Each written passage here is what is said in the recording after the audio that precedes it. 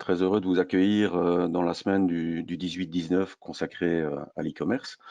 Tout un volet logistique cet après-midi avec la logistique internationale maintenant et puis ensuite la logistique plus locale. Le service 18-19 qui organise cette semaine, c'est un service d'information et d'orientation des entreprises qui vous assure des réponses rapides aux questions que vous pouvez poser.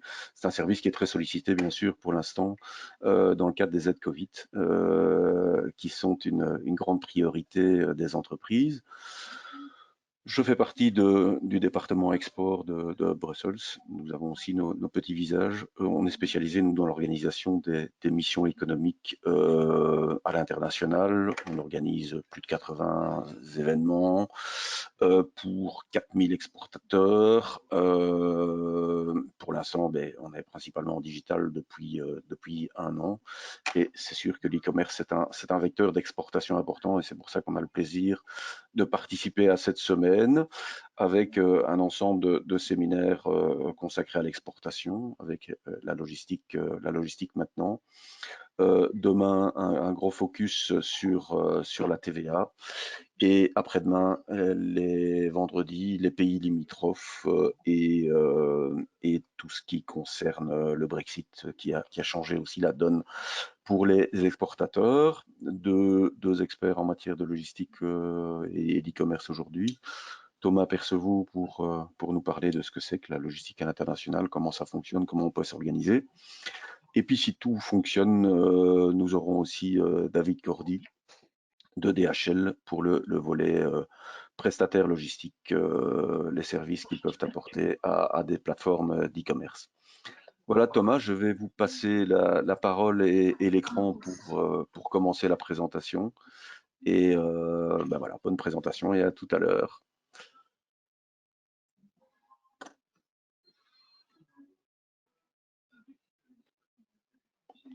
Voilà, impeccable, on voit l'écran. Merci Laurent et bonjour à tous. Je vais vous introduire le sujet d'aujourd'hui. Donc on est en duo avec David Cordy de DHL. De mon côté, je vais vous discuter de la logistique et l'e-commerce international en présentant ma vision agence et la vision marchand. Donc, avec une vision plus transporteur et modalité de transport par David par la suite. En rapide présentation, pour ceux qui sont déjà actifs dans l'e-commerce ou qui souhaitent se laisser, vous savez que les attentes clients sont très élevées, avec les mauvaises habitudes ou les bonnes selon le point de vue qui ont été diffusées par Amazon essentiellement. On espère des livraisons rapides, des livraisons offertes, une expérience globalement de qualité de A à Z et puis même des retours gratuits comme certains grands marchands l'ont mis en œuvre.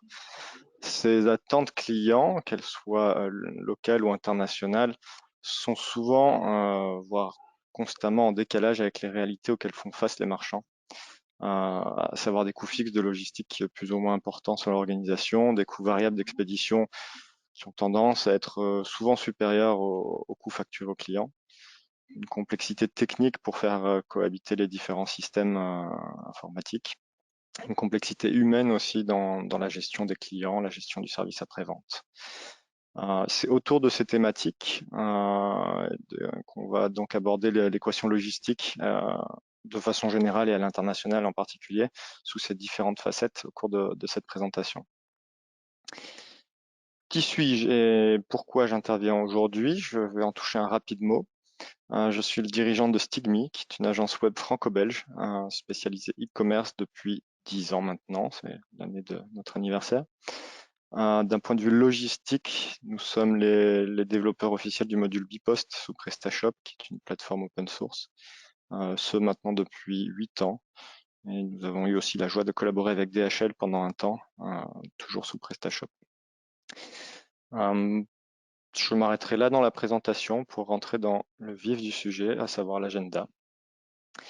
Nous allons traiter 9 points, donc une partie sur le processus logistique de façon générale, donc c'est les différentes facettes, avec les différents sujets qui tournent autour de la logistique et de son organisation, et finir par une des aspects plus pratiques sur les acteurs du marché qui sont relativement nombreux.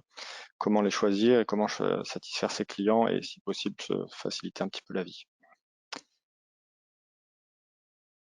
Rentrons dans le vif du sujet avec les approvisionnements et les produits. Et ici, sans connaître mon audience, c'est vrai que c'est un petit peu difficile d'être spécifique. On a des cas de figure extrêmement différents. Vous pouvez être actif en B2C ou en B2B. Vous pouvez être les producteurs de vos propres produits ou des distributeurs. Vous pouvez avoir vos propres stocks ou agir en tant que revendeur avec des revendeurs déportés. Le contexte ici est très large. J'ai pris le parti d'aborder un petit peu toutes les thématiques. Chacun pourra y piocher les problématiques qui l'intéressent. Et en fin de présentation, nous serons disponibles avec David pour répondre aux questions qui seront posées par chat.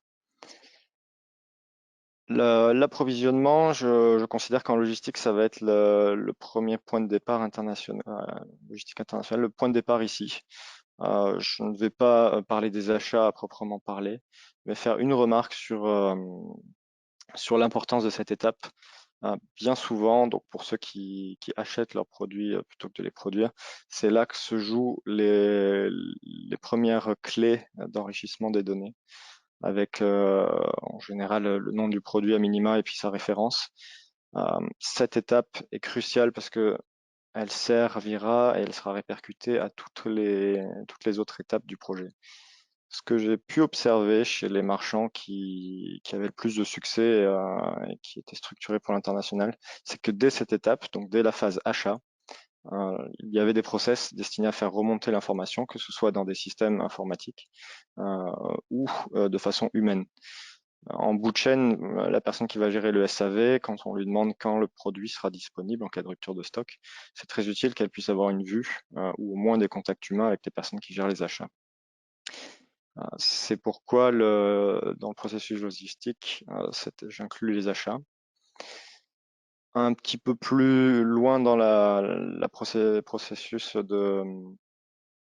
technique, vous allez avoir la création du catalogue produit. Selon les technologies, l'équipement et le stade la phase de maturité de l'entreprise, ça peut être un simple fichier Excel ou une plateforme e-commerce ou un ensemble de systèmes avec des PIM, Product Information Management, des ERP, enfin plus ou moins de piliers différents. Ma conviction et ce que je souhaite partager, c'est que la véritable richesse d'un e-commerce, c'est son catalogue produit. Si un jour vous devez être amené à revendre votre activité, vous la vendrez en fonction essentiellement de votre base client et de votre base catalogue. Ce sont les deux éléments clés.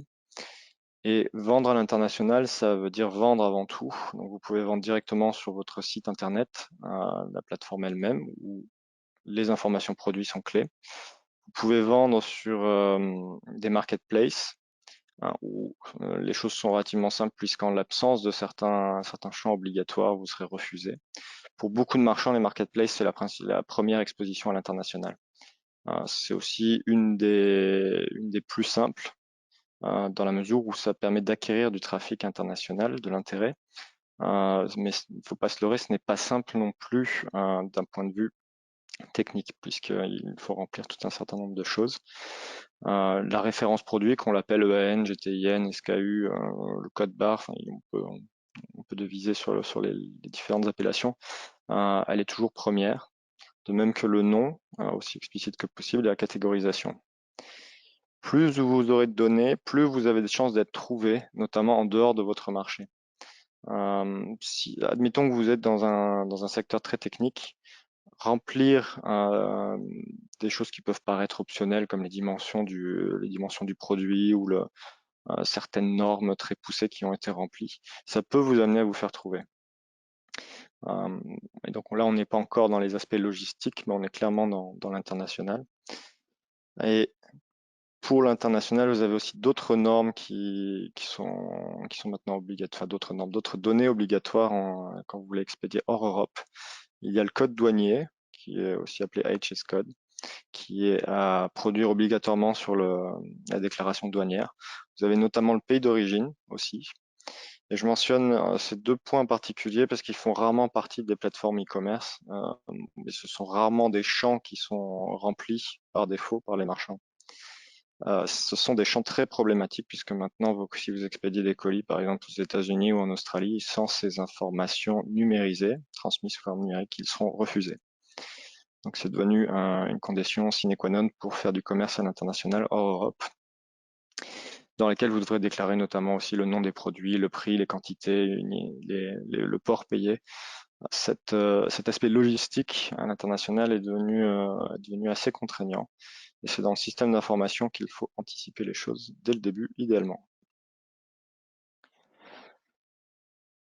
Un cran plus loin dans les aspects pratiques, vous avez le stockage. Ici aussi, on peut être dans des aspects qui vont changer radicalement votre réalité, selon que le stockage c'est plutôt interne, donc géré par vous-même, ou externe chez des prestataires complètement décentralisés. Le stockage interne, pour ceux qui ont un entrepôt, ce n'est pas une sinécure, c'est un sujet en soi, mais ça a le mérite d'être maîtrisé avec toute la chaîne qui en découle.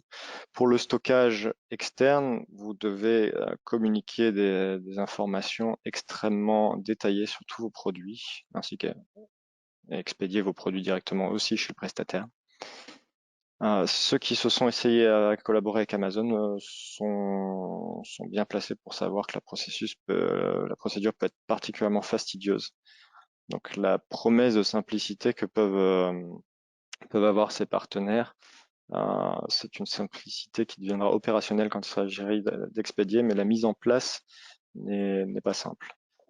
Dans les 2 cas, en interne ou en externe, traquer, c'est mon conseil, les erreurs d'inventaire et les défauts de façon proactive, parce que ces erreurs-là, qui peuvent être des erreurs isolées à un instant T, vont créer des effets boules de neige sur les problèmes si vous vendez à l'international des commandes que vous n'êtes pas capable d'expédier tout de suite, ou alors de façon partielle, vous allez vous attirer des échanges qui peuvent être compliqués quand il y a une barrière de langue, et qui dans tous les cas sont dommageables pour l'expérience client.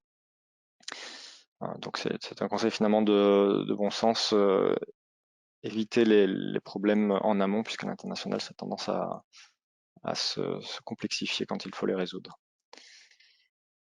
Au niveau de la gestion logistique pure, là aussi, on est dans des grands écarts de solutions. J'ai certains marchands qui travaillent avec des fichiers Excel, quelques centaines de produits, enfin, dizaines ou centaines de produits, ou directement dans leur plateforme e-commerce. C'est rudimentaire, mais ça a le mérite de fonctionner facilement. C'est très facile de détecter de mettre en place et de détecter les éventuels problèmes. Si vous êtes un marchand qui a une vocation à faire du volume, ça devient impossible à gérer. Donc vous avez sûrement déjà un ERP ou un autre logiciel de gestion qui doit s'interfacer avec le logiciel e-commerce. Je peux citer des grands noms comme Odoo ou Winbooks qui est assez répandu, ou enfin toute une série de logiciels qui est plus ou moins propriétaire selon les secteurs d'activité. Ce sont des projets en soi qui sont dans ces cas-là indispensables pour aller commercer, pour synchroniser les stocks. Et si vous avez encore un cran plus loin dans le volume d'activité, vous avez des logiciels dédiés pour gérer tout le processus de gestion de commande, que ça va être pour les appros, les réceptions, les gestions de stock. Et donc, plus on va grandir dans son activité commerce et notamment dans son approche à l'étranger, plus la structure technique va être importante. Je suis sûr que certains en sont déjà bien conscients. Ce qui, par contre, ne change pas et qui est valable pour tous, ce sont les bonnes pratiques qui vont vous simplifier la vie, alors en Belgique ou ailleurs. D'une part, informer des disponibilités. Le processus de décision d'un achat quand on commande sur un site étranger, donc mettons-nous à la place du client à l'étranger qui va acheter sur notre site en Belgique, il y a un premier élément de confiance à avoir, c'est est-ce que j'ai vraiment besoin d'acheter là? Est-ce que c'est moins cher? Est-ce que c'est en stock? Est-ce que je le trouve pas ailleurs? vous serez rarement le premier choix si votre produit est comparable à d'autres. Et l'information sur les stocks est décisif ici. On a rarement envie de commander au hasard sur un site qui ne renseigne pas ses disponibilités. Alors sans avoir à mettre le stock précis en ligne, qui peut être une information stratégique, on peut utiliser des petites vignettes, que ce soit une vignette verte en stock au-delà de X exemplaires, ou orange avec stock limité, rouge en réappro. À mes yeux, c'est un élément indispensable du commerce international, cette information stock. De même, informer sur vos délais, parce que certains clients peuvent être pressés et si la commande n'est pas livrée dans un délai X, non seulement ils vont râler, mais ils vont vous demander d'être remboursés, ce qui légalement est une obligation dans le cadre de la période de rétractation, et ça vous coûte cher. Donc informer sur les délais, ça ne veut pas dire promettre la lune, expédition dès le lendemain et réception le jour même. C'est expliciter la façon dont on travaille et les délais attendus. Un des clients que j'ai qui a eu le plus de réussite en matière de commerce international, bon, même si c'était la France dans ce cas-là, c'est pas si loin, livré avec 1 mois de décalage par rapport à la commande. Ce qui, quand on le voit comme ça, peut sembler aberrant. Par contre, il l'indiquait dès sa page d'accueil. Il insistait très fortement sur les délais de livraison. Il avait un produit qui était très demandé. Et les clients qui commandaient étaient informés et satisfaits, puisqu'ils savaient qu'ils avaient au moment de payer, ils savaient qu'ils allaient devoir attendre 1 mois. Mais au bout d'1 mois, ils étaient livrés. Donc on est dans la gestion des attentes ici. Au-delà de la qualité et de la rapidité du service, cette gestion des attentes est indispensable à expliciter. Et pour ceux qui n'auraient pas les informations sur le site internet, offrez la possibilité de vous contacter, que ce soit un chat, un formulaire de contact, le téléphone. Là aussi, vous déminerez des situations potentiellement gênantes et vous augmenterez la conversion. De même pour les transporteurs, ça c'est une information qui est devenue une évidence. Indiquez quels sont vos transporteurs, avec qui vous travaillez, qu'est-ce que vous avez proposé, si vous avez plusieurs sites ou des sites localisés par langue, indiquez bien quels sont ceux qui s'appliquent à chaque pays, les prix et les délais moyens. Là encore, on est dans la gestion des attentes. Là, on peut rajouter plus 1 ou 2 jours au délai moyen et le client sera surpris de constater que quand tout va bien, il sera livré systématiquement en avance. Pour le même prix, vous aurez fait un client satisfait. Et si vous ne voulez pas vendre dans un pays donné, ça peut être pour des accords de distribution ou juste par préférence. En Europe, vous êtes obligé de permettre l'achat, mais vous pouvez limiter les transporteurs. Si vous proposez par exemple à un client italien de venir chercher son colis en magasin, vous aurez respecté la loi en lui permettant la vente, mais par contre vous aurez évité de cibler beaucoup de gens. Peu seront prêts à faire les retours, surtout par les temps qui courent. Au niveau de la préparation des commandes, on rentre dans les aspects plus logistiques, concrets dirons-nous. La toute première étape, c'est d'avoir reçu la commande, forcément, et d'extraire un bordereau de livraison, voire une liste de picking si vous n'avez pas un système qui gère ça pour vous. Il faut savoir que les plateformes e-commerce, la plupart vous permettent de générer le bordereau de livraison. La première étape, savoir que mettre dans le colis. La préparation des colis, si vous l'avez en interne, personne ne pourra le faire à votre place. Cela a un coût sur lequel il ne faut pas trop raboter les choses, car des colis, là encore tout dépend des produits, mais des colis endommagés avec des produits cassés vous coûtent extrêmement cher puisque vous serez tenu de les renvoyer. Et plus on envoie loin, plus ça vous coûtera cher. Donc c'est encore une fois en amont que vous pourrez économiser de l'argent qui vous coûterait très cher, enfin des coûts très élevés par ailleurs. L'impression des étiquettes, c'est un point clé, puisque selon les solutions techniques que vous allez retenir, ça pourrait être 3 clics, ou alors il va falloir les créer directement dans l'interface du prestataire, Si vous gérez un volume de commandes de 3 par jour à l'international, c'est pas très significatif. Mais si vous commencez à enchaîner sur des dizaines de commandes, voire des centaines par jour, là vous serez obligé d'automatiser. Au niveau des aspects pratiques, les horaires de l'équipe, je les mentionne ici, puisque c'est à prendre en compte dans la promesse de délai que vous faites. Si vos équipes commencent très tôt et s'arrêtent à 16 heures de travailler, attention à bien indiquer à partir de quand s'arrête votre promesse de délai de livraison. Le partage d'informations, je reboucle avec ce que je disais au tout début. Vous avez tout intérêt à ce que vos différentes équipes aient accès à un minimum d'informations sur les processus d'achat de services après-vente pour les faire communiquer. C'est plus facile à dire qu'à faire, mais c'est un point clé. Bien souvent, quand on observe les choses, les personnes qui sont à la logistique ont une connaissance des systèmes qui peuvent surprendre les personnes informatiques. Évitez les livraisons partielles et les reliquats. Si vous avez des stocks justes, ça vous simplifiera la vie. Sinon, ce sera plusieurs expéditions et donc plusieurs coûts. Au niveau des expéditions elles-mêmes, on est dans il y a un point clé qui est rarement considéré, c'est la remise des colis. Est-ce que c'est à vous de le faire? Est-ce qu'on vient vous les chercher? Si oui, à quelle heure et à quelle fréquence? Le numéro de tracking est essentiel aussi pour assurer le suivi de livraison. Et là aussi, ça peut être plus ou moins automatisé. Si vous allez à votre bureau de poste, il faudra le remplir manuellement dans votre plateforme e-commerce. Si vous avez tout automatisé, tout remontera sans que vous n'ayez pensé. Ici, plus vous donnerez de détails, plus vous simplifierez la vie. Donc prévenir plutôt que guérir, prévenir, ça va être informer le client. Guérir, ce serait devoir le rembourser ou gérer des plaintes, ce qui peut devenir extrêmement chronophage et coûteux. Au niveau des acteurs de marché, je me contenterai de les citer ici. Je laisserai David approfondir un peu plus sur les différents acteurs. Vous avez plein de gros prestataires belges et européens qui est sur le marché, chacun avec ses particularités. Le marché est en évolution extrêmement rapide avec des consolidations, la création de nouveaux services, le repositionnement. Si vous cherchez un guide pour trouver facilement votre prestataire, il en existe et ils sont en général assez succincts et très vite périmés par la frénésie de mouvement de tous ces acteurs.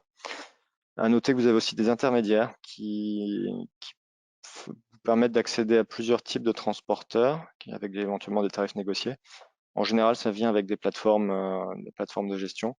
C'est aussi une solution à considérer à l'international.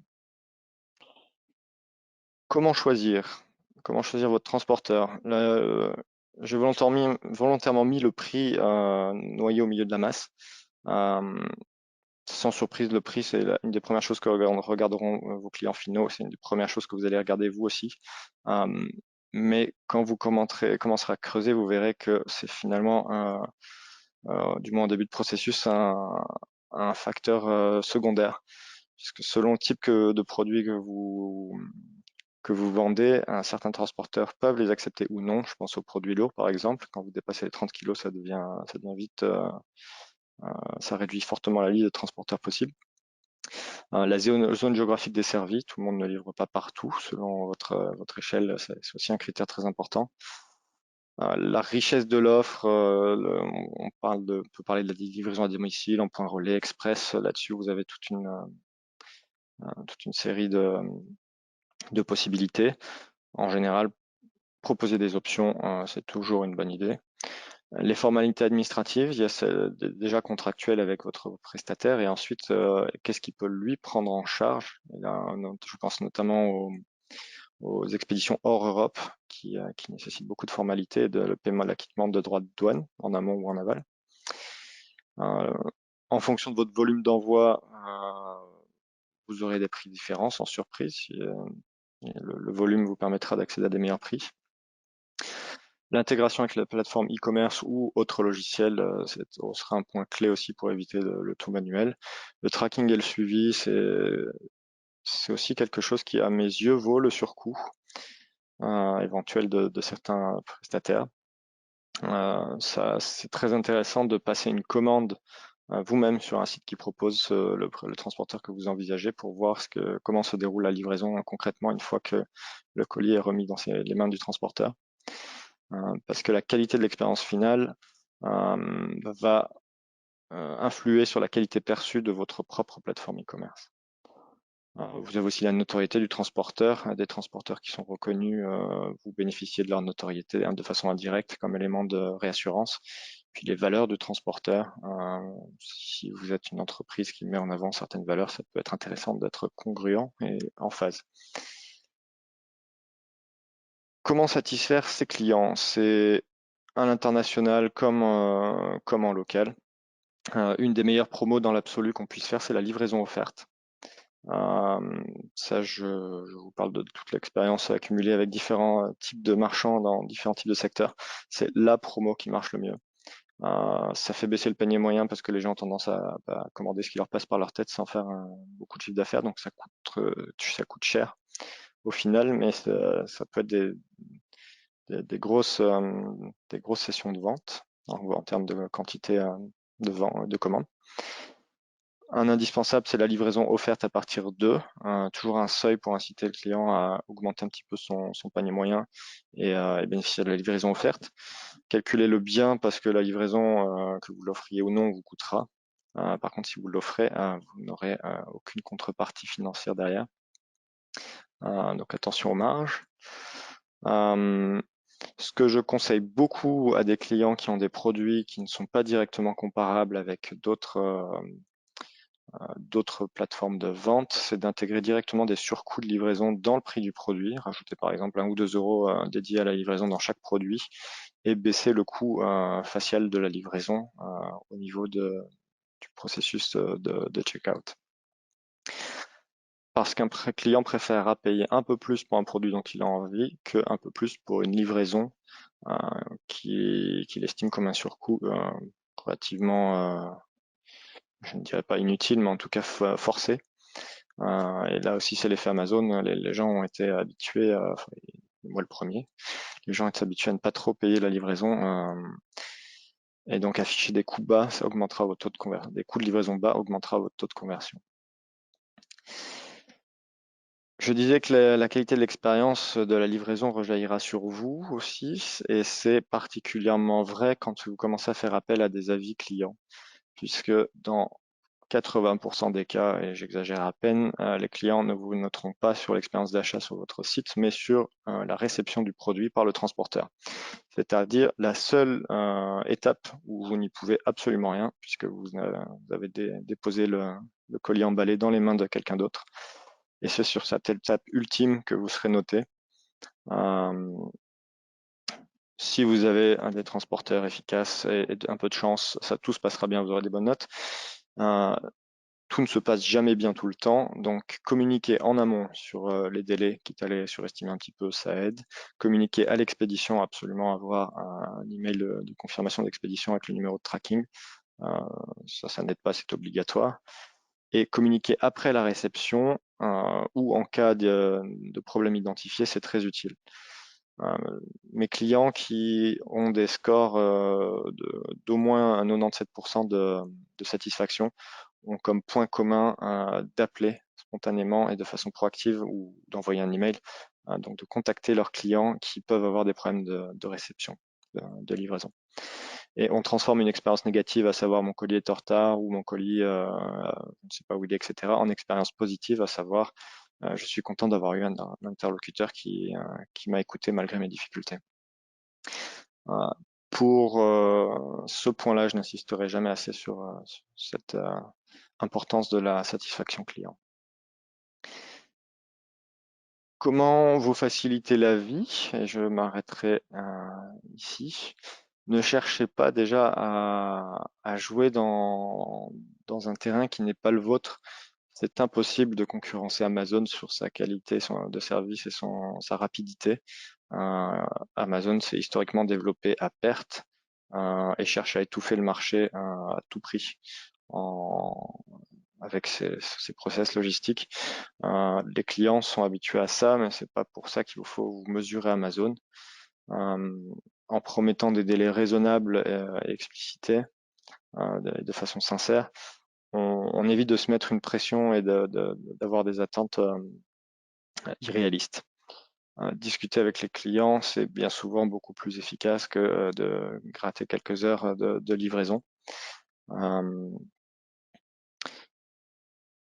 partant du principe que vous ne cherchez pas à concurrencer Amazon. Au niveau des aspects techniques ou du choix des transporteurs, ne cherchez pas la solution magique, elle n'existe pas. Quand on creuse dans ce genre de sujet, c'est toujours plus complexe que prévu. Les outils spécialisés sont souvent préférables à des promesses où on fait tout pour vous. Et si vous en avez la possibilité, faites-vous appuyer en interne par les ressources qui ont les compétences ou en externe avec des consultants ou des agences.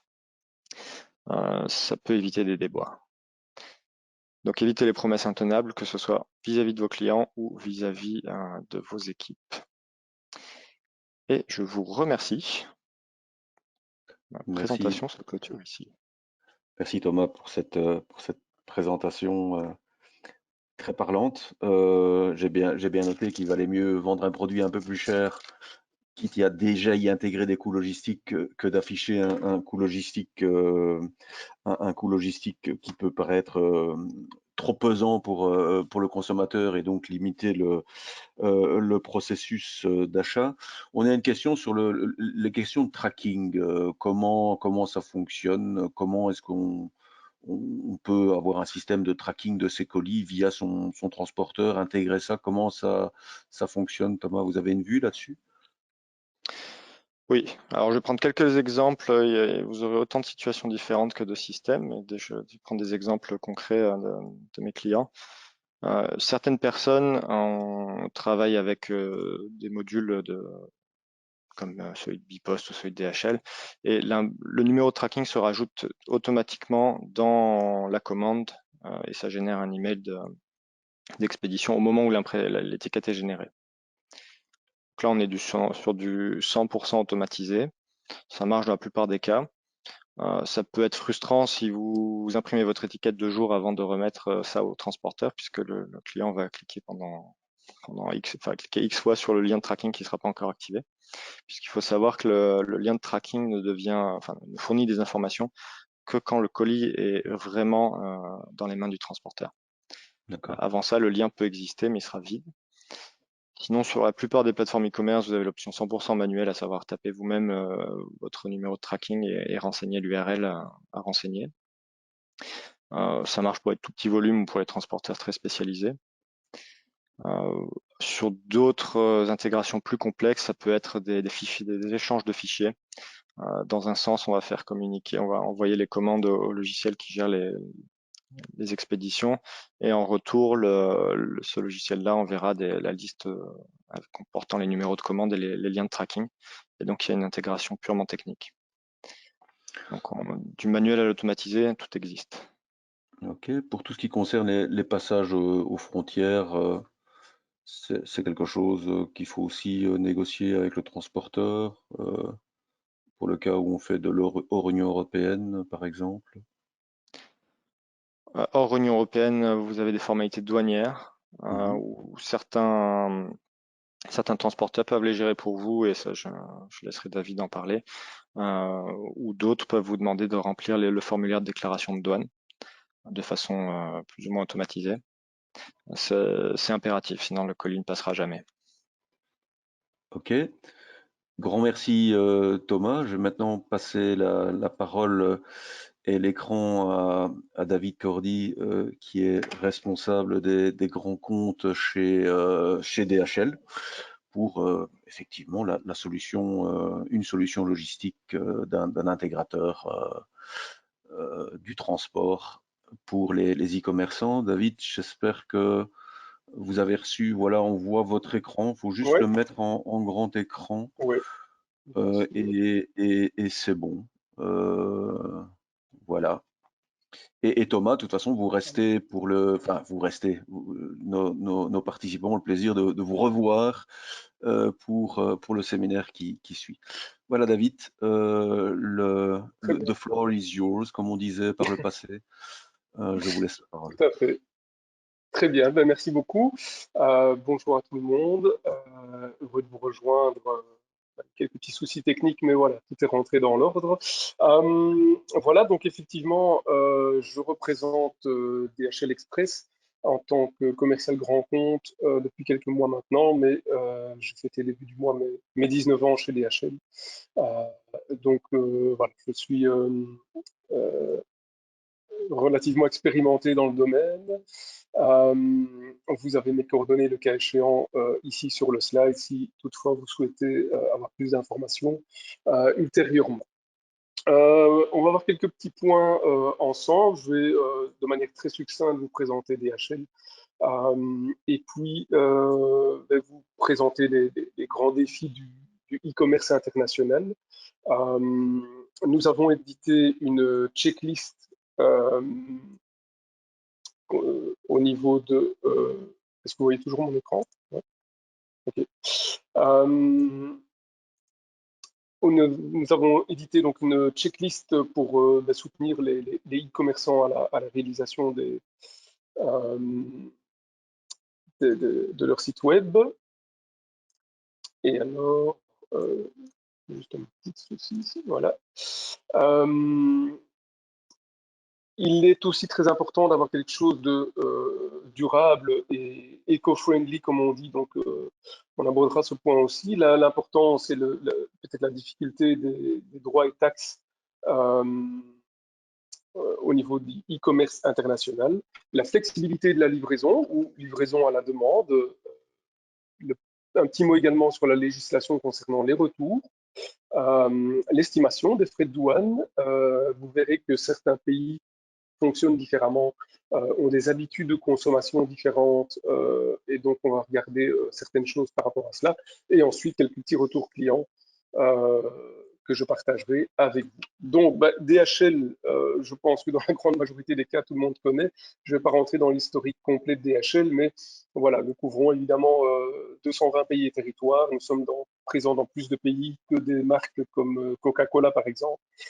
Plus de pays que les Nations Unies. Donc voilà, tout territoire et pays qui couvre la planète, eh bien, nous allons pouvoir y déposer votre colis.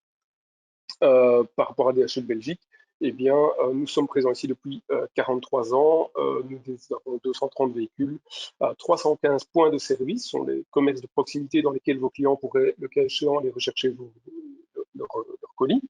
Et nous flirtons maintenant déjà bien avec les 900 spécialistes de l'international au sein de DHL Express Belgique. Alors, en termes de e-commerce international, voyons un petit peu quelles sont les tendances et qu'est-ce que ça représente. Avec quelques chiffres, il faut savoir qu'on s'attend à 2,1 billions d'acheteurs en ligne pour 2021. C'est un chiffre de l'année passée, donc j'imagine qu'il y a eu des changements grâce à notre très cher Covid que nous ne présentons plus. Et on estime que la valorisation de ce marché atteindra les 5,3 trillions d'euros d'ici 2022. Il y a eu une croissance phénoménale l'année passée, puisqu'on voit une croissance de 81% entre mai 2020 comparé à mai 2019. Et donc, voilà, tout ça évolue très très vite et les habitudes des consommateurs changent également. Un petit chiffre que j'aime toujours bien de partager pour bien vous montrer à quel point le potentiel de vente à l'international est franchement énorme, c'est le fait que 99,9985% de la population mondiale se trouve en dehors de la Belgique. Donc n'hésitez pas évidemment à ouvrir votre webshop à l'extérieur. De toute façon, vous êtes déjà à l'international, comme je le dis régulièrement, que vous soyez petit indépendant qui travaillez après journée dans son garage ou une grosse entreprise ayant pignon sur rue, ou même un Amazon, vous avez tous une chose en commun, c'est que vous avez toutes et tous un webshop qui est inscrit sur le 3W, et 3W, c'est le World Wide Web, donc vous êtes déjà sur le World Wide Web, vous êtes déjà à l'international, rien que par le fait que vous avez un webshop, donc n'hésitez pas, bien entendu. On parlait, j'entendais tout à l'heure, hein, Thomas qui parlait produits, facilité, rapidité, etc. Ben, qu'est-ce que les consommateurs recherchent en général? Euh, on remarque que 91% des acheteurs vont quitter un webshop qui ne propose pas une livraison rapide. Qu'est-ce que c'est une livraison rapide? Ça va dépendre d'une personne à l'autre, mais on se rend compte quand même que 45%, 47 pardon, des gens vont considérer comme rapide une livraison en 2 jours. Et on remarque aussi une tendance où les gens vont délaisser un petit peu la rapidité pour, euh, pour la gratuité. Donc, c'est-à-dire que précédemment, ils étaient 86% à dire que c'est quand même plus intéressant d'avoir du gratuit que du rapide. Ils sont déjà plus que 79%. Donc, la rapidité commence à devenir un peu plus importante dans le choix des utilisateurs. Et on remarque quand même que 45% des acheteurs vont abandonner leur, leur panier parce que ben, la livraison proposée est beaucoup trop longue par rapport à leurs attentes. Ce qu'il faut retenir de toute façon, c'est que il est important, je le rappellerai tout à l'heure, mais d'ouvrir au maximum les options de livraison pour répondre à un maximum d'attentes. Certains de vos acheteurs vont vouloir absolument une livraison rapide le lendemain, tout de suite. D'autres vont se dire, bah, si je l'ai dans 2 semaines, je l'ai dans 2 semaines, c'est pas grave. Voilà. Et donc, il est important de pouvoir répondre aux attentes des clients par rapport à ça. D'autres chiffres sur les décisions d'achat, eh bien, on se rend compte que 60% des consommateurs vont choisir un site e-commerce plutôt qu'un autre, uniquement sur base de la facilité des options de livraison. La facilité des options de livraison, hein, la facilité d'utilisation en tout cas, c'est quelque chose de très important de manière générale. Une chose importante aussi, c'est que 77% d'entre eux demandent à ce que les options de livraison soient présentes sur la page du produit. Mettons-nous à la place de quelqu'un qui recherche un produit, il l'a sur son téléphone, et plutôt que de devoir aller dans des foires aux questions, dans des sous-menus, etc., pour aller voir, tiens, comment est-ce que je peux l'avoir finalement, ce produit que j'ai là sous les yeux et que je veux absolument, mentionner quelles sont les options de livraison directement sur la page du produit, c'est quand même plébiscité par pas mal de personnes à travers le monde. Et 54% des consommateurs mentionnent qu'ils vont ils vont effectuer leur choix d'achat en fonction de la livraison. Et donc, comme on le disait tout à l'heure, effectivement, l'expérience client de comment je reçois ma marchandise, mon produit, ben, va déterminer le fait que je vais retourner sur ce site web, je vais le coter correctement, je vais lui donner des bonnes évaluations, je vais le recommander à mes amis et autres. C'est vraiment cette interaction-là qui est vraiment primordiale et qui est la seule interaction physique que vous avez avec votre client final. Donc, la seule interaction physique qu'il y a entre votre webshop et le client, ben, c'est le coursier qui va apporter le colis et cette interaction est quand même très, très importante, évidemment. Comme je le disais tout à l'heure, on a édité une petite checklist pour vous aider justement à voir, tiens, est-ce que mon site web est prêt à aller à l'international, répondre aux attentes des clients. Cette checklist a été éditée en collaboration avec notre partenaire SimilarWeb. On ne va pas tout rentrer dans le détail, mais voilà, indiquer sur la homepage que vous allez à l'international, ben, ça va rassurer que l'acheteur potentiel qui vient du Japon, par exemple, qui arrive sur votre site et qui dit oh, c'est exactement ça que je veux, eh bien, il est tout de suite rassuré de savoir, tiens, c'est un site belge, je suis au Japon, eh bien, je peux effectivement recevoir mon colis potentiellement puisqu'ils envoient à l'international. Proposer une solution de livraison express à côté d'une solution plus lente ou postale, c'est toujours intéressant aussi. D'avoir des frais d'expédition qui sont bien calculés, comme le disait Thomas tout à l'heure, ben effectivement, si vous vendez, je prends l'exemple d'une veste par exemple, vous vendez une veste, 170 € plus 20 € de transport, Il y en a qui vont dire, oh là, 20 € de transport, non, là, je prends pas. Par contre, si vous l'affichez à 190 € tout compris, la différence n'est pas énorme et tout le monde va prendre parce que, ah ouais, c'est du tout compris, génial, je ne dois pas payer le transport.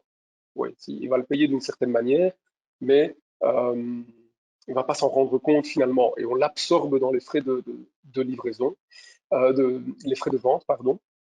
Une autre option très intéressante, c'est d'offrir le fait que les taxes et droits sont prépayés. Et donc, quand vous vendez, vous vendez toutes taxes comprises.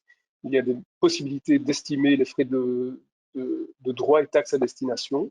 Donc, vous pouvez les préestimer et les inclure éventuellement dans votre prix de vente. Un point que nous avons rajouté aussi, êtes-vous durable finalement? Quelle est votre communication sur l'aspect durable des choses?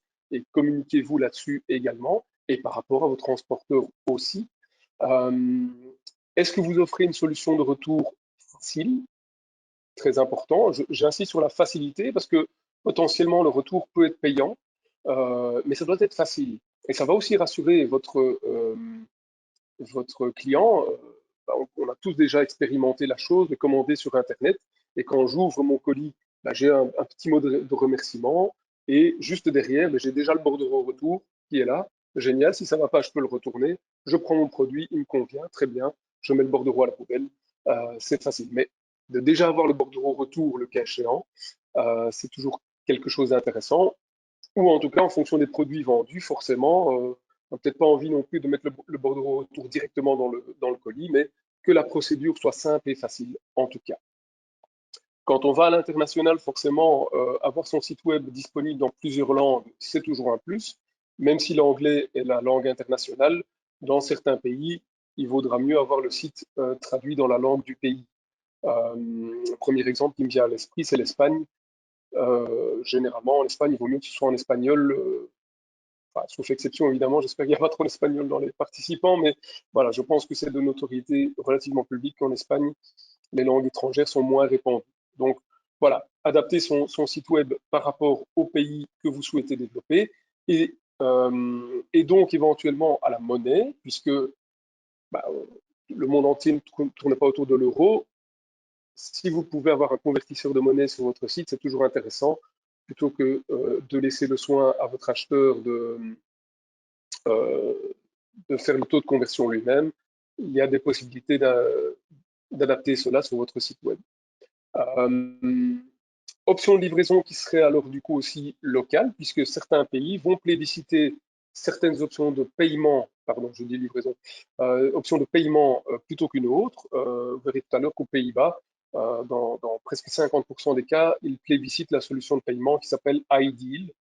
Et donc, si vous ouvrez votre webshop sur les Pays-Bas et que vous ne proposez pas la solution iDeal pour le paiement, vous risquez de passer à côté de certaines ventes. Donc, intéressez-vous à cela également. Et les notifications livraison, il y a des possibilités de tracking et de suivi en direct, d'être informé soit par votre webshop, soit par le transporteur de l'état d'avancement du colis.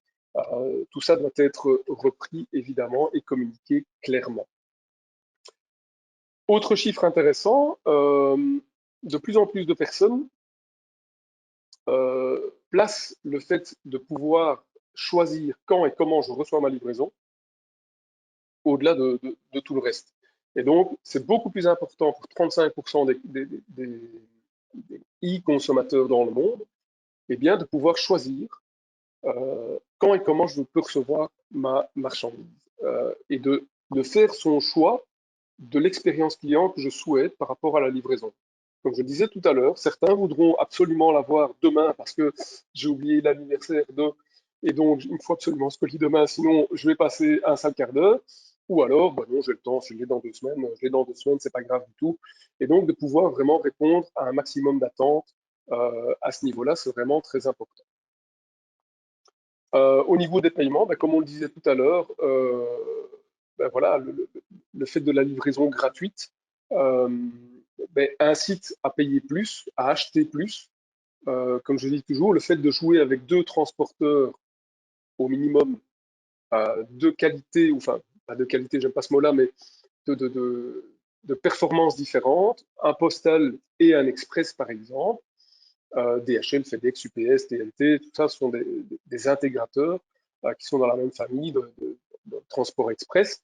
Le fait de jouer avec les deux vous permet aussi d'avoir accès à une technique marketing qui va dire, voilà, à partir de 50 €, je vous offre la livraison postale, et à partir de 100 €, je vous offre la livraison express.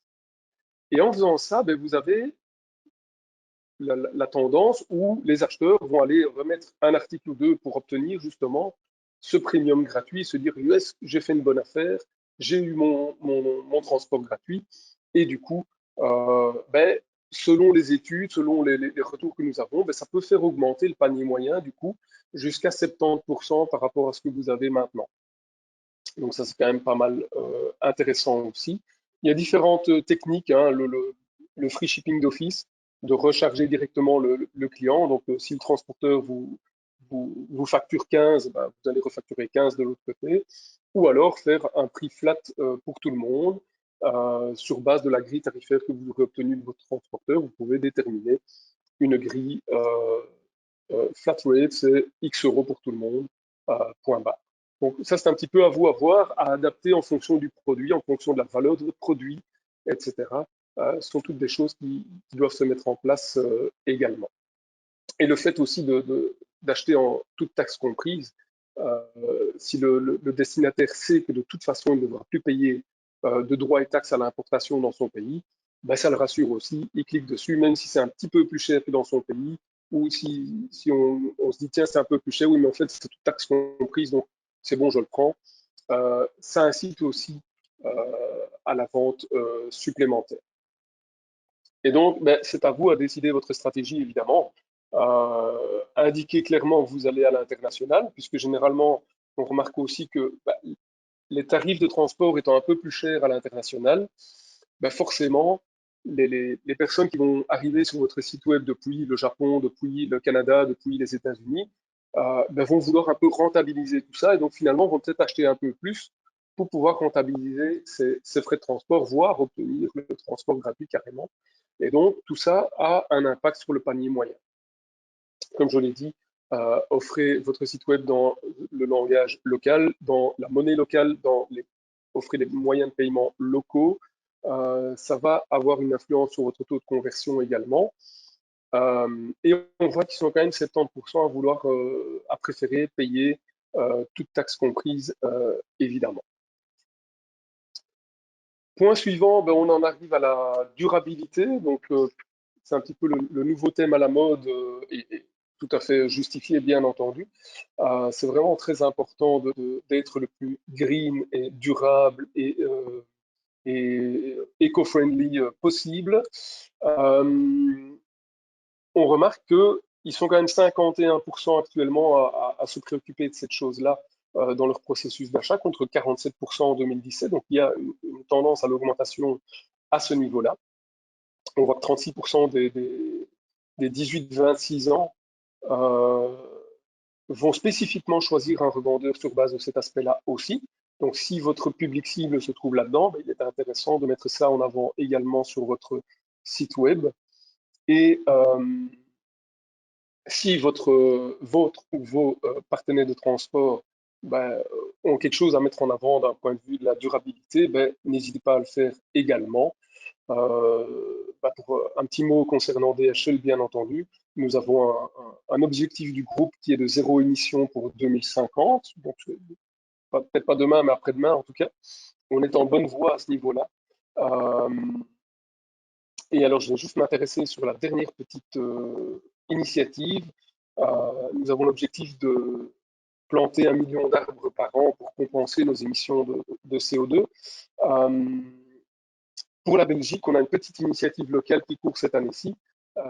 C'est que pour tous les clients qui vont commencer leur collaboration avec DHL, nous allons planter un arbre à leur effigie sur un terrain ici en Belgique, auquel vous aurez accès. Vous pourrez donc, le cas échéant, aller vous prendre en selfie à côté et autres et communiquer là-dessus. Mais voilà, une petite incentive en interne chez nous pour planter un maximum d'arbres ici en Belgique. Ce ne sera pas de l'autre côté du monde, ce sera vraiment ici du local aussi. On a d'autres initiatives au niveau global, mais ceux qui sont intéressés pourront me recontacter je me ferai un plaisir de vous en parler plus longuement. Revenons-en à ce qui se passe au niveau international, les droits et taxes. Alors, les droits et taxes, c'est vraiment quelque chose d'indispensable à prendre en compte à partir du moment où on va aller à l'international, à partir du moment où on va quitter l'Union européenne. Eh bien oui, il va falloir faire des déclarations en douane. DHL, au même titre que d'autres transporteurs que l'on appelle également des intégrateurs. Donc, intégrateur, c'est quoi? C'est l'entreprise qui porte la double casquette de transporteur et de déclarant en douane. Donc, c'est ce que DHL propose, c'est ce que FedEx propose, c'est ce que TNT propose, c'est ce que UPS propose. Ce sont des intégrateurs. On va tout gérer dans un seul système, dans un seul réseau informatique ou de transport, mais nous, on a la double casquette. À cet effet, on a une expertise en termes douaniers. C'est un peu notre core business d'aller déclarer les importations. On fait ça au quotidien, tout le temps. Et donc, il est important aussi que vous fournissiez à votre partenaire intégrateur, du coup, toutes les informations nécessaires au bon dédouanement de la marchandise. Notamment, on parle souvent de code HS, donc c'est le code marchandise de votre produit. D'un point de vue de l'Organisation mondiale des douanes, eh bien, chaque article a un code douanier unique. Et c'est ce code douanier unique qui va déterminer toute la procédure de dédouanement, y compris le taux de taxation pour les droits et les taxes. Et donc, si on prend le mauvais code douanier, parce que l'expéditeur ne l'a pas communiqué, on risquerait d'être taxé à 21% au lieu de 6%, par exemple.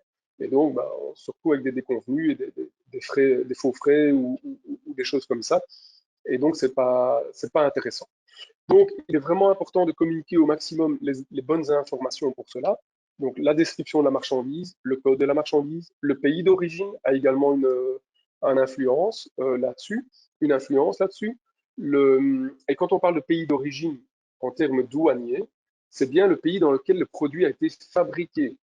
D'accord? Donc, vous pouvez expédier depuis la Belgique un produit qui a été fabriqué en Chine vers la Turquie.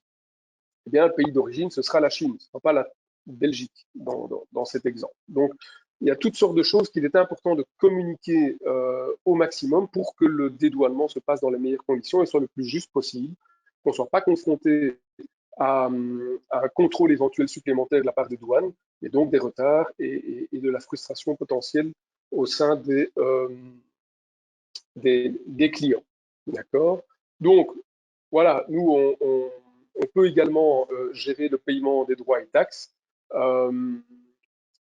Soit vous les laissez à charge du destinataire, mais il faudra alors clairement le mentionner sur votre site. On a encore souvent des clients qui arrivent chez nous et qui disent « Enfin, pourquoi vous me demandez de payer des trucs en plus? J'ai tout payé sur le site. » Oui, vous avez tout payé le transport, mais il y a encore les droits et taxes parce que votre colis vient de Chine et que donc il faut payer les droits et taxes. À partir du 1er juillet, il y a des choses qui changent à ce niveau-là. Mais en tout cas, voilà, communiquer clairement, jouer la carte de la transparence, c'est vraiment important. Ça va renforcer la confiance que votre client aura avec vous. Donc voilà, il y a la possibilité de faire payer ces droits et taxes, soit au destinataire au moment de la livraison, soit de les prendre à votre charge. Donc nous allons prépayer au même titre que nos confrères intégrateurs. Nous allons prépayer les droits et taxes pour vous, et après on enverra la facture acquis de droit en fonction de l'incoterm choisi. Et encore une fois, sachez qu'ils sont à l'international, quand même 70% à préférer payer toute taxe comprise. Si on leur dit attention, vous risquez de devoir payer quelque chose en plus, quelque chose, combien, beaucoup, pas beaucoup, c'est quoi, je ne sais pas, etc. Vous pouvez éventuellement les estimer pour eux, les communiquer, mais c'est vraiment quelque chose de très important à prendre en compte à partir du moment où vous expédiez à l'extérieur de l'Union européenne.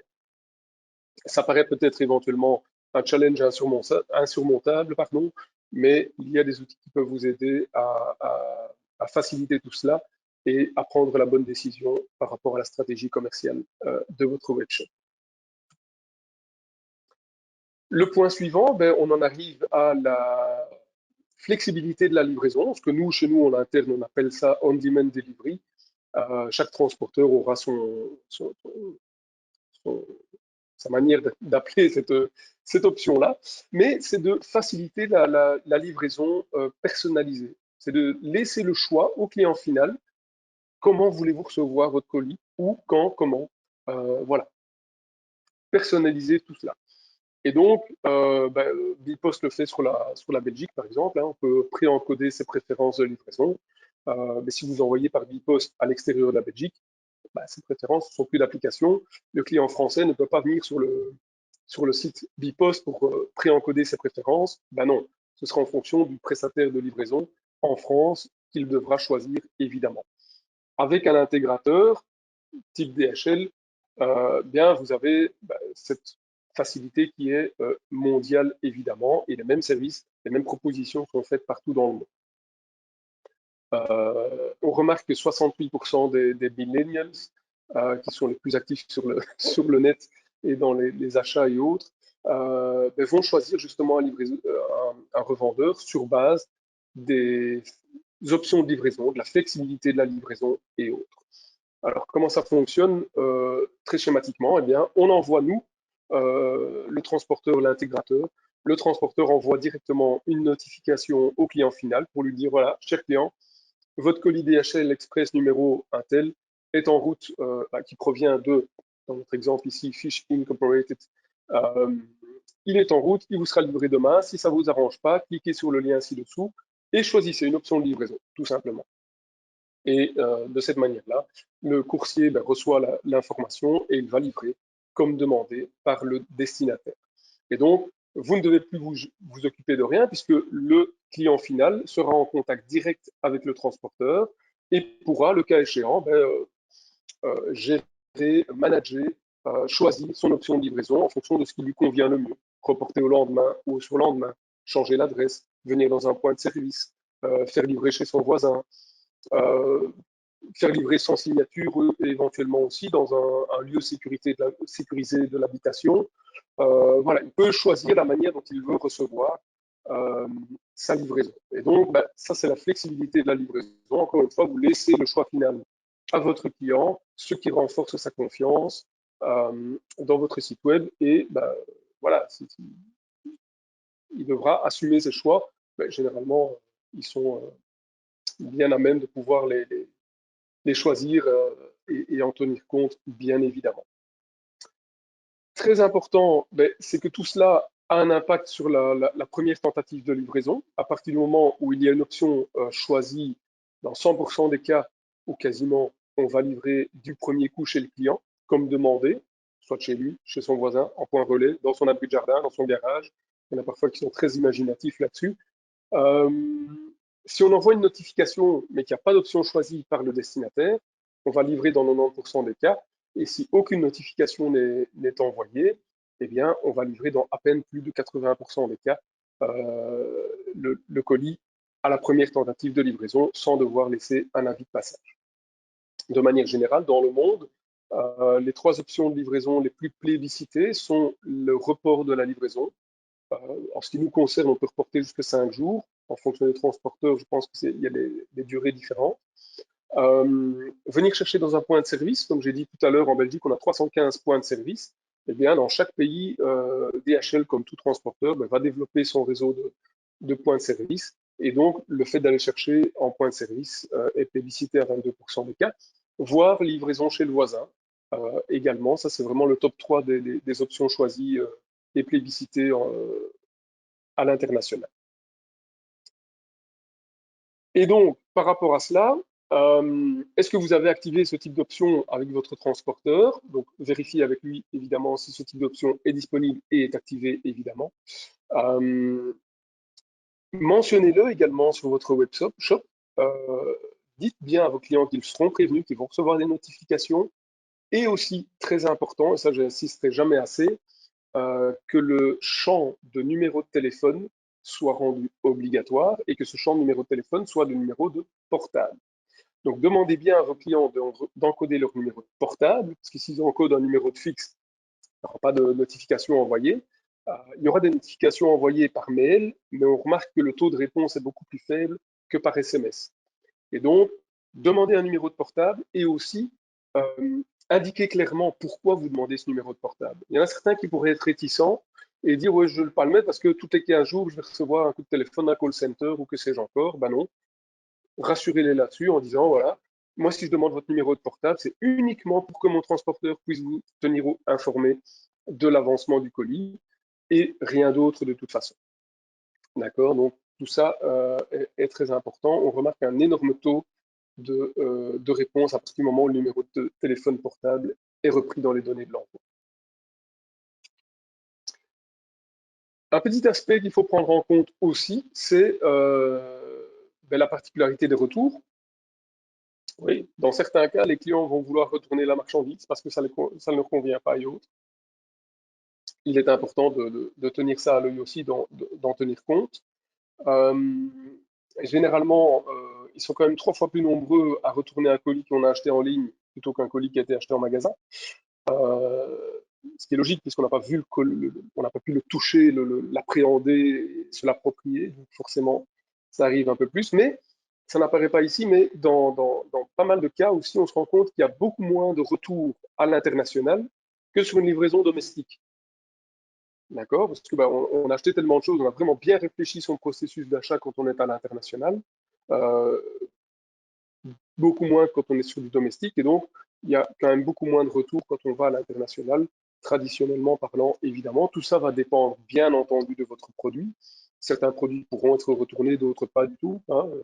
Certains produits qu'on n'imagine pas du tout être retournés.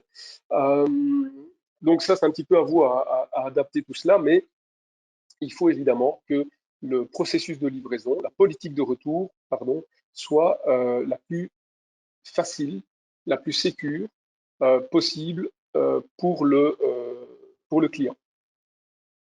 Ils sont quand même 56% des acheteurs à abandonner un panier parce que finalement ils se disent tiens, comment est-ce que je peux retourner ça, et puis ils se disent ah ben non, ça va pas, ça m'arrange pas, je décline et je vais voir sur un autre site. Donc 56% des acheteurs, c'est quand même pas mal du tout.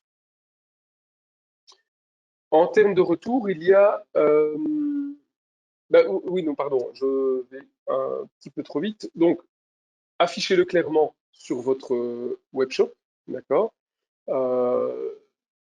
Ça ne doit pas être planqué quelque part dans des foires aux questions et autres. Rassurez votre client sur le fait qu'il va pouvoir effectivement renvoyer son colis et faites en sorte que le processus soit le plus simple possible. La simplicité, l'efficacité du processus retour, c'est vraiment quelque chose de primordial. Dans certains cas, on peut se permettre de glisser directement le bordereau retour dans le colis. Et dans la plupart des cas, ils vont le mettre à la poubelle parce que voilà, ça va convenir. Si vous préférez une validation par le service clientèle préalablement, indiquez-le clairement, mais ça doit sembler simple et facile pour rassurer le client que oui, il n'y a pas de souci, vous pourrez le faire.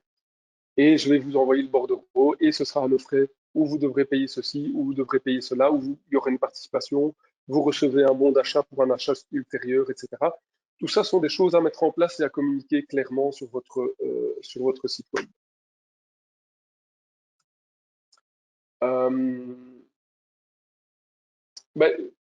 Tout ça, à partir du moment où vous facilitez le processus de retour, effectivement, ça va engendrer plus de confiance et donc forcément plus de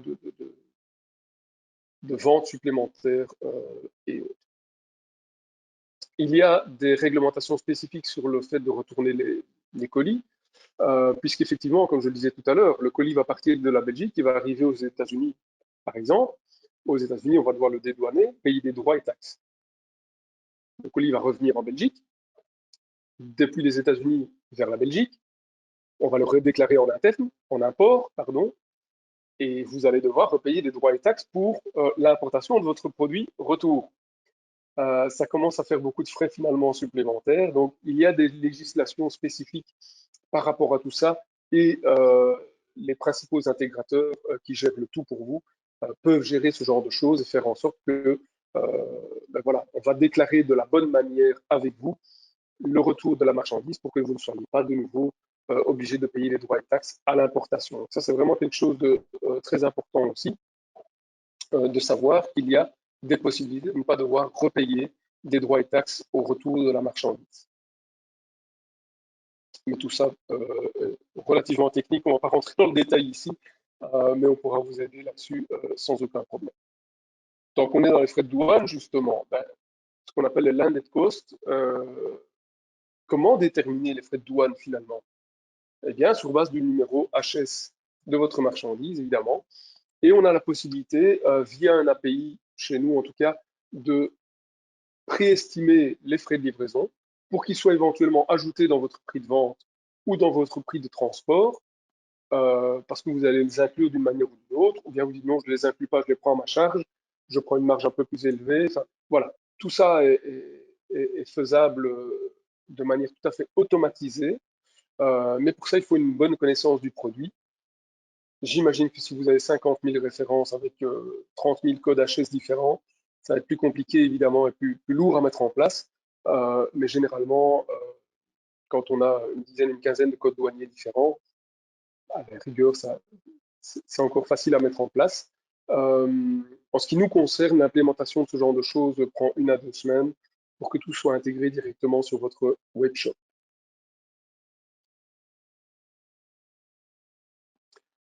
Alors, je le disais tout à l'heure, le top 5 des pays les plus actifs en e-commerce international.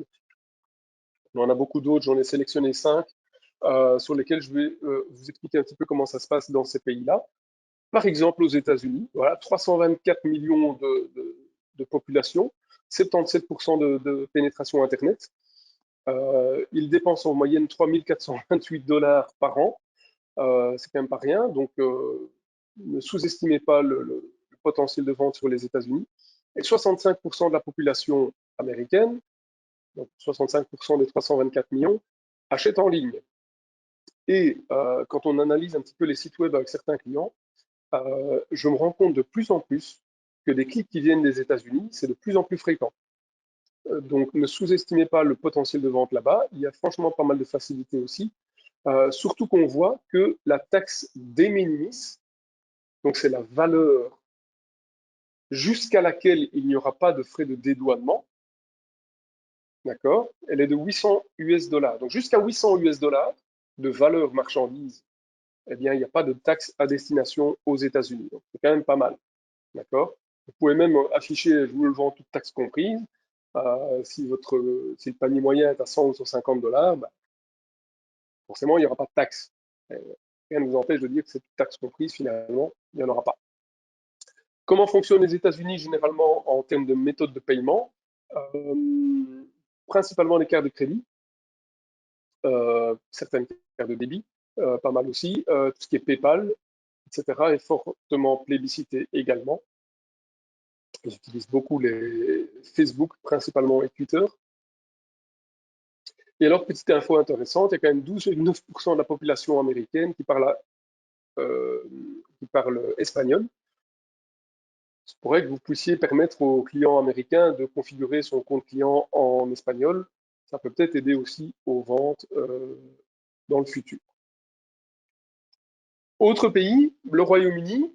Ben, pourquoi j'en parle? Parce que depuis le 1er janvier, il ne fait plus partie de l'Union européenne. Donc, c'est de l'international. Donc, il y a de la déclaration douanière à mettre en place par rapport à cela. Ils sont 65,5 millions là-bas. Ils sont 81% à acheter en ligne, 97% de pénétration Internet.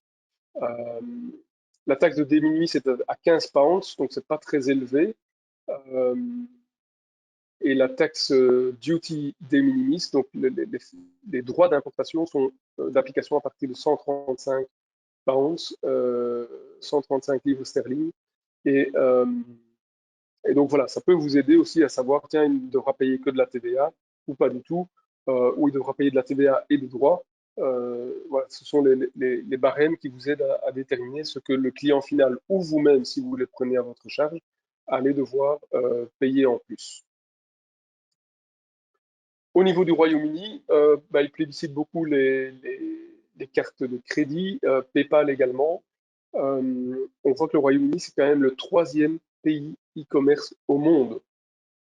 Donc, c'est le 3e marché e-commerce au monde, le Royaume-Uni qui est juste à nos portes, avec cette petite barrière du Brexit, mais voilà, qui peut être relativement facilement passé malgré tout.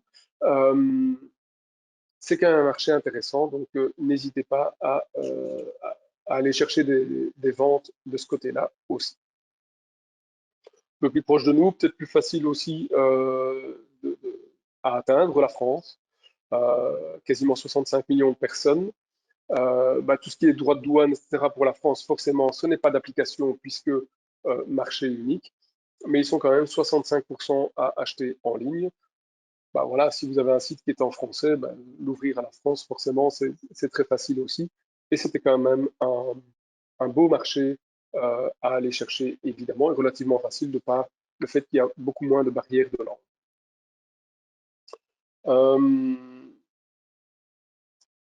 Au niveau des moyens de paiement, beaucoup de PayPal et de cartes de crédit également. Ils sont beaucoup sur Facebook, principalement Facebook, comme vous pouvez le voir. Et vous voyez que les ventes augmentent de manière assez importante depuis 2016 en tout cas. Jusqu'à 2016, ça a bien augmenté.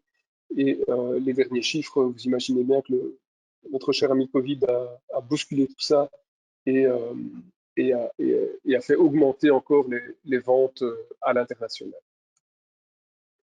Autre pays, les Pays-Bas, de l'autre côté, hein, de la France, au nord, puisque généralement, comme on est en Belgique, on met un site internet en français, en anglais et en néerlandais pour nos amis du nord et ceux qui sont un peu plus au nord aussi, aux Pays-Bas. Ils sont 17 millions là-bas. 93% de la population achète en ligne, c'est énorme. Donc ne sous-estimez pas ce marché-là non plus, avec 90% de pénétration Internet. Et ici, comme je vous l'ai dit tout à l'heure, le must au niveau paiement, c'est iDeal. Donc si vous ouvrez aux Pays-Bas, si vous pensez que votre produit peut faire fureur aux Pays-Bas, je vous conseille très sincèrement de mettre l'option iDeal comme moyen de paiement sur votre webshop.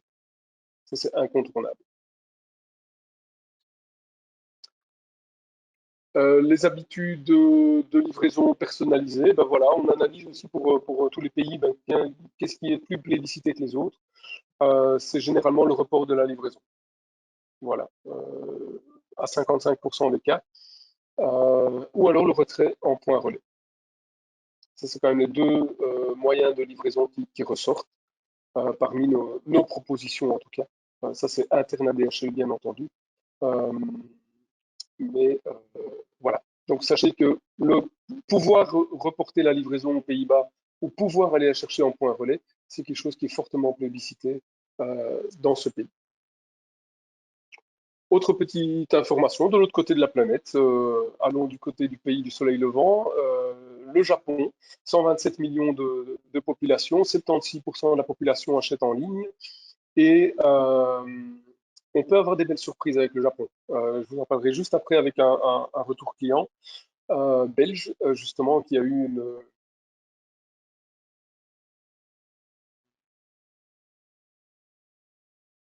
David, on vous a perdu au niveau du son. Non, David, le son, ça marche plus.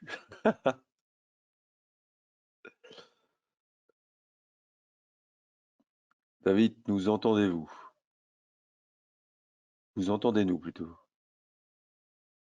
Allô, David?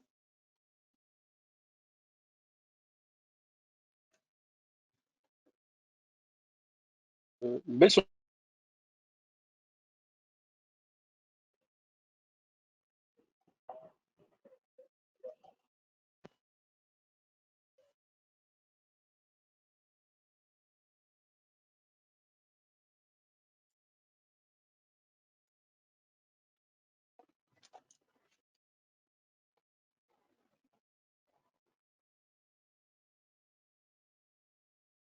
avec le Japon.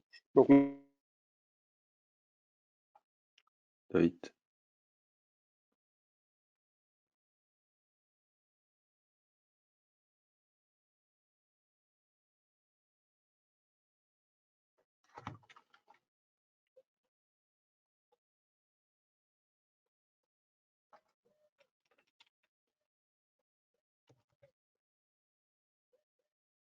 ne sous-estimez pas la possibilité d'aller au Japon.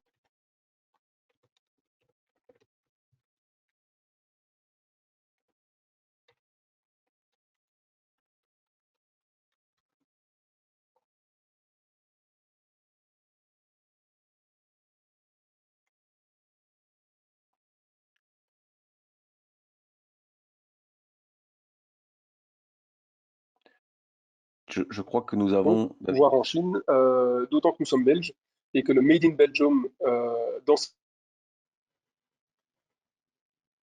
David, nous vous perdons au niveau sonore depuis le Japon.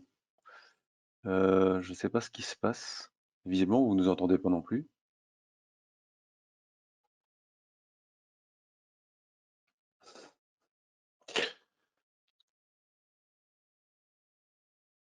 David, je ne sais pas ce qui se passe.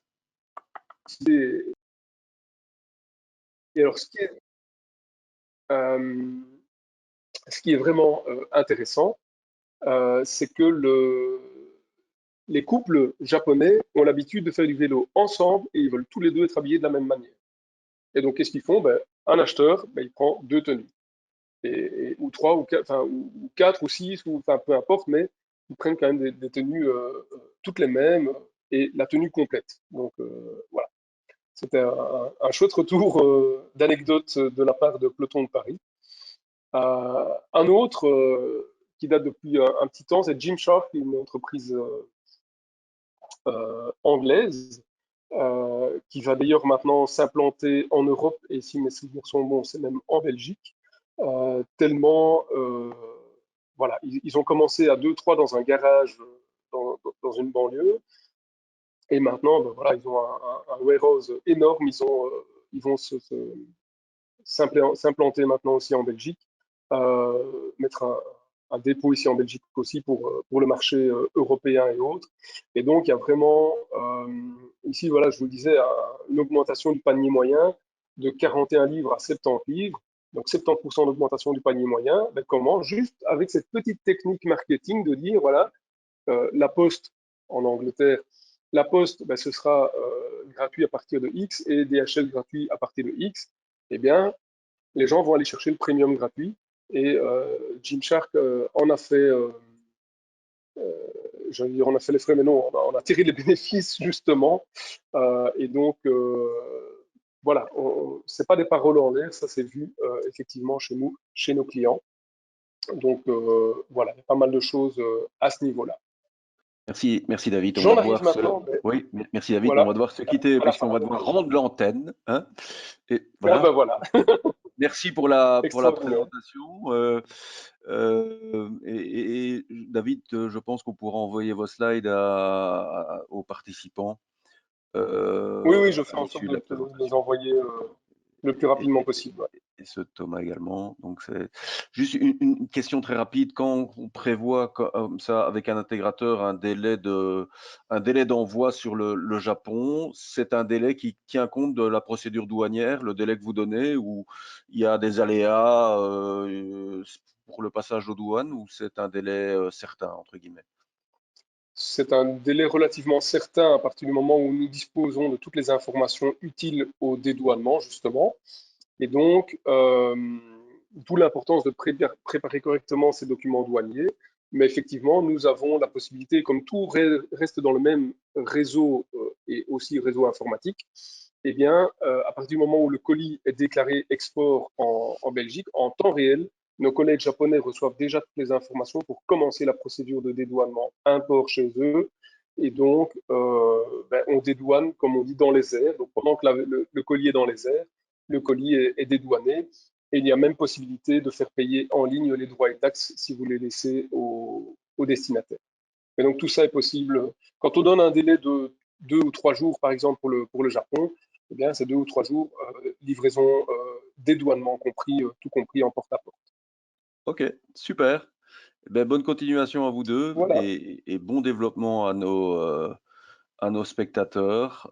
Désolé, il y a eu une petite coupure quand vous avez parlé du Japon. On coupera ça au montage et nos orateurs auront, nos participants auront les slides dans leur intégralité. Mais on a bien compris que le Japon aussi n'était pas à négliger. Il y avait moyen de faire des affaires intéressantes via l'e-commerce sur cette. Et d'autres pays aussi. Voilà. Un grand merci à vous deux et à bientôt, j'espère. Portez-vous bien. Oui. Bon après-midi. Merci beaucoup. Au revoir.